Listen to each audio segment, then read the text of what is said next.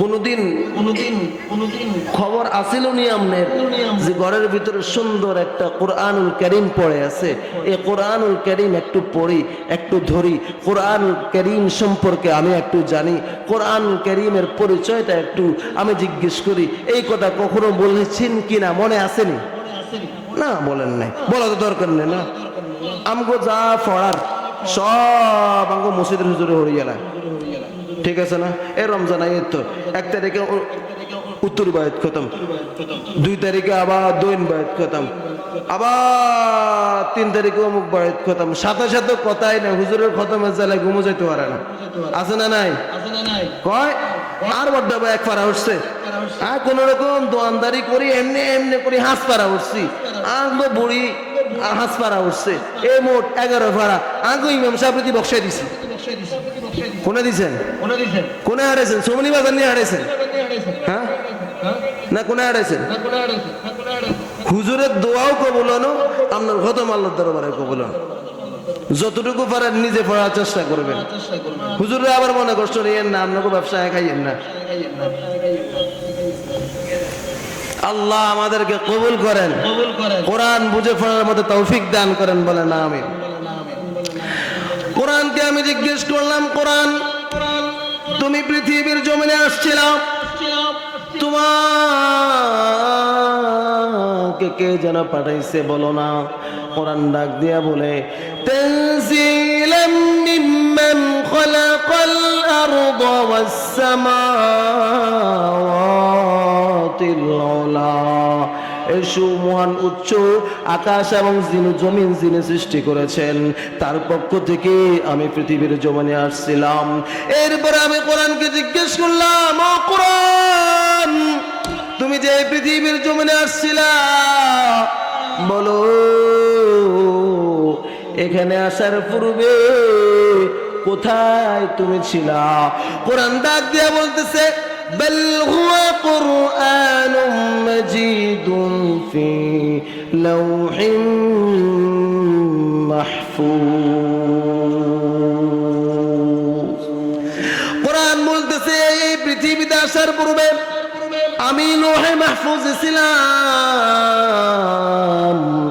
এরপরে কোরআনকে আমি জিজ্ঞেস করলাম, কোরআন বলো তুমি কার উপর অবতীর্ণ হয়েছ?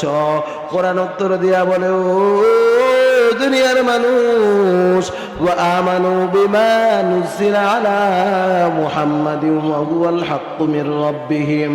আমি রব্বুল আলামিনের পক্ষ থেকে মুহাম্মাদুর রাসূলুল্লাহ সাল্লাল্লাহু আলাইহি ওয়াসাল্লামের উপর অবতীর্ণ হয়েছি। এরপরে কোরআনকে আমি জিজ্ঞেস করলাম, ও কোরআন তুমি কোন মাসে নাযিল হয়েছো?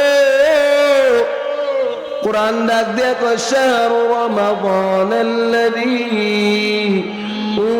উনজিলা ফীহিল কুরআন।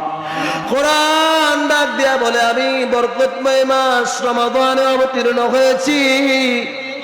এইবার কোরআনকে আমি জিজ্ঞেস করলাম, ও কোরআন তুমি পৃথিবীর জমিনে রমজান মাসে আসলা বুঝলাম, এখন বলো তো রমাদানের কোন দিনে পৃথিবীর জমিনে আসছ? কোরআন উত্তর দিয়া বলে, ইন্না আনজালনাহু ফি লাইলাতিল কদর। আমি আল্লাহ পাক, আমি কোরআন রব্বুল আলামিনের পক্ষ থেকে লাইলাতুল কদরের রাত্রিতে আসছিলাম। এখন আমি কোরআনকে জিজ্ঞেস করলাম, ও কোরআন বলো এই পৃথিবীতে তুমি আসলা কেন? তোমার কাজটা কি ছিল? কোরআন উত্তর দিয়া বলে, তাবারাকাল্লাযী নাযালাল ফুরকানা আলা আবদিহি লিয়াকুনা লিল আলামিনা নাযীরা। ওই বরকতময় সত্তা যিনি মুহাম্মদ সাল্লাল্লাহু আলাইহি ওয়াসাল্লামের উপর ফুরকান অবতীর্ণ করেছিলেন। ফুরকান শব্দের অর্থ হলো আল হক বা আল ফারক বাইনাল হক ওয়াল বাতিল, হক এবং বাতিলের মাঝে পার্থক্য করা। ইসলাম হলো আলো, কুফর হলো অন্ধকার, কোরআন হলো আলো, এই ছাড়া যত দল যত মত আছে সব হলো অন্ধকার। আল ফারকু বাইনাল হাক্কি ওয়াল বাতিল, সত্য কথা, সত্য হলো সত্য, সত্য হলো আলো, মিথ্যা হলো অন্ধকার। এই জগতে আল্লাহর নিয়ম নীতি ছাড়া যত তন্ত্র মন্ত্র যত দল আছে সব হলো অন্ধকার। এই জন্য বলি ভাইরা আমার, কোরআন ধরো, কোরআন মানো, কোরআন বুঝো, কোরআন মোতাবেক ইসলাম এবং সমাজ গড়তে চেষ্টা করো, দেখবে যে শান্তি আর শান্তি। আল কোরআনের সৈনিক আমি, এই তো পরিচয়। আল কোরআনের সৈনিক আমি, এই তো পরিচয়। খোদার পথে জীবন দিয়ে দিনকে করব জয়, খোদার পথে জীবন দিয়ে দিনকে করব জয়। আল কোরআনের সৈনিক আমি, এই তো পরিচয়। নবীর পথে জীবন দিয়ে দিনকে করব জয়, নবীর পথে জীবন দিতে কে আছো নওজোয়ান, নবীর পথে জীবন দিতে কে আছো নওজোয়ান। হিম্মত রেখে গর্জে উঠো ও হে মুসলমান, তাকবীর দিয়ে গর্জে উঠো ও হে মুসলমান। লিল্লাহি তাকবীর, লিল্লাহি তাকবীর। চলবো নে, চলবো নে, চলবো নে, চলবো নে। আমরা কত শরীরে vitamin A B C D নেই। শীতকালে কি করছেন? হাঁস টাস খান নাই না, শুধু বাসা খাইছেন মিয়া? বাস খাইতে মেয়ে চুপ করেছেন। যদি মেয়ে হাঁস টাস খাইতে ধরে না বলো তো কথা কইতে নাই, কথা বুঝুন, কথা বুঝুন। আল্লাহ আমাদেরকে হেদায়েত দান করুক, বলেন আমিন। যাই হোক, আমি বলছিলাম কোরআন নাযিল হয়েছে কেন? এই পৃথিবীতে হক এবং বাতিলের মাঝে পার্থক্য করার জন্য। কিসের জন্য? হক এবং বাতিলের মাঝে পার্থক্য করার জন্য। তাহলে বুঝেন, শাহ ওয়ালিউল্লাহ মুহাদ্দিসে দেহলভী রাহমাতুল্লাহি আলাইহি আল ফাউজুল কবির ফি উসুলিত তাফসীরের ভিতরে তিনটা কারণ লেখেন। কয়টা কারণ? তিন কারণ। তিন কারণের প্রথম কারণ হলো তাহযীবুন নুফুসিল বাশারিয়া, মানবাত্মার সংশোধন। কিসের সংশোধন? মানবাত্মার সংশোধন। এখন আসেন, মানুষের ব্রেনটা যদি সমস্যা হয় ডাক্তার পাওয়া যায়নি, হাতে মাথার ডাক্তার পাওয়া যায় না, নিউরোলজি মেডিসিন ডাক্তার পাওয়া যায়। হাড়ে যখন সমস্যা হয় হাড়ের ডাক্তার পাওয়া যায়, হাড়ে যখন সমস্যা হয় হাড়ের ডাক্তার পাওয়া যায়, হাড়ের ডাক্তার পাওয়া যায়। কিডনিতে যখন সমস্যা হয় কিডনির ডাক্তার পাওয়া যায়। এখন বলুন তো কোন হাসপাতালে গেলে কলবের ডাক্তার পাওয়া যায়? আসেনি?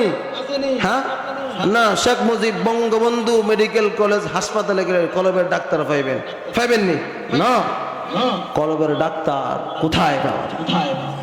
কলবের ডাক্তার হাকিমুন নফস আল্লামা মুফতি মুস্তাকুন নবী বারাকাল্লাহু ফি হায়াত।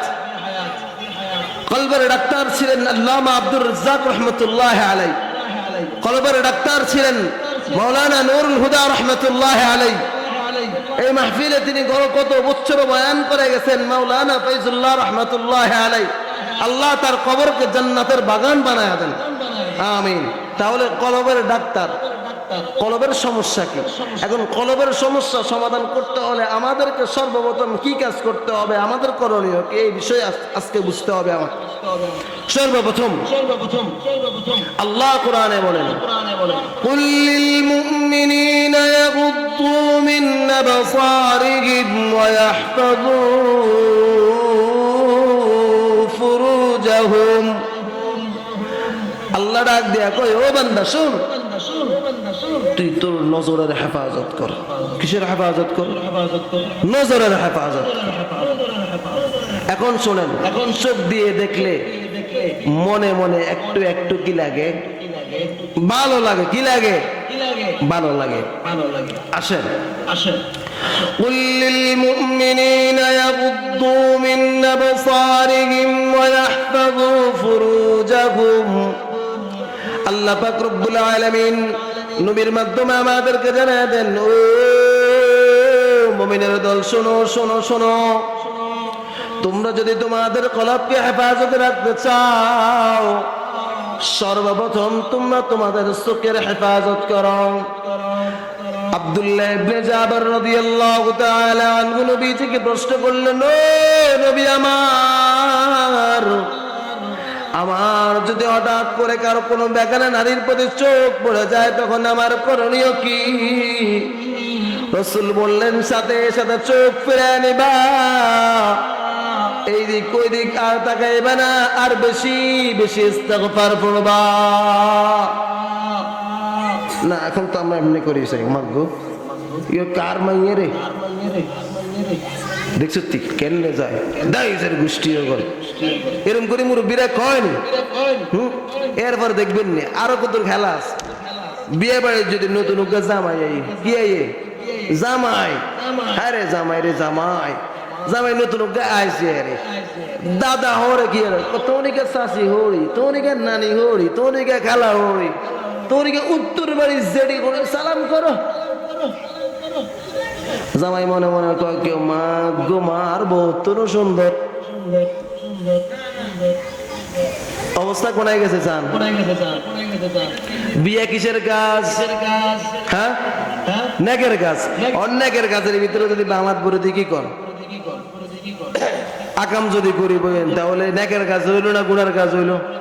গুনার কাজ।